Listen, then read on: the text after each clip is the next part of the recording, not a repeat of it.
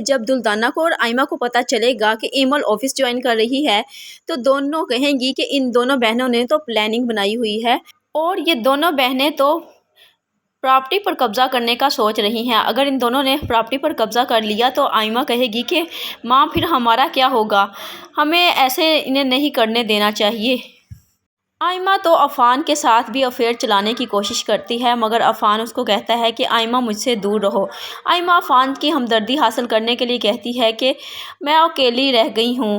اور ہم دونوں تو بچپن کے دوست ہیں، اگر تم میرا دکھ نہیں سمجھو گے تو کون سمجھے گا، شہریار کے جانے کے بعد میں بہت زیادہ اکیلی رہ چکی ہوں۔ تو عفان اب اس کو کہتا ہے کہ تم اپنے دکھ کسی اور سے شیئر کرو، جبکہ دوسری جانب فاہرہ بیگم کو تو احساس ہو چکا ہے اپنی غلطیوں کا، اس لیے وہ ایمل کو لینے کے لیے چلی جاتی ہیں، لیکن جب ایمل آنے سے انکار کر دیتی ہے تو فاہرہ بیگم ایمل سے کہتی ہے کہ تمہیں کہیں نوکری کرنے کی ضرورت نہیں، تم اپنے ہی آفس میں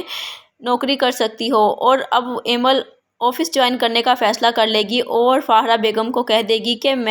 آپ مجھے معاف کر دیں کیونکہ میں نہیں آ سکتی، اس گھر سے میری یادیں جڑی ہوئی ہیں، کیونکہ اس گھر میں اگر میں جاؤں گی تو مجھے شہریار کی پھر سے یاد آنا شروع ہو جائے گی اور میرے لیے وہاں پر رہنا بہت مشکل ہو جائے گا، ویسے بھی میں اپنے ماں باپ کو اکیلا نہیں چھوڑنا چاہتی، اس لیے میں آپ کے ساتھ نہیں آؤں گی۔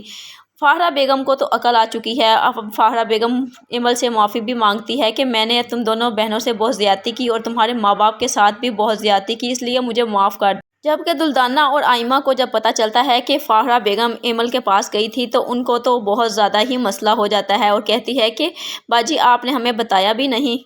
آپ ایمل کو لینے کے لیے گئی تھی اور آپ نے ہمیں بتانا بھی ضروری نہیں سمجھا۔ تو فاہرہ بیگم کہتی ہے کہ ہاں میں نے تمہیں بتانا بھی ضروری نہیں سمجھا کیونکہ یہ ضروری نہیں تھا کہ میں ہر بات تم سے ڈسکس کروں۔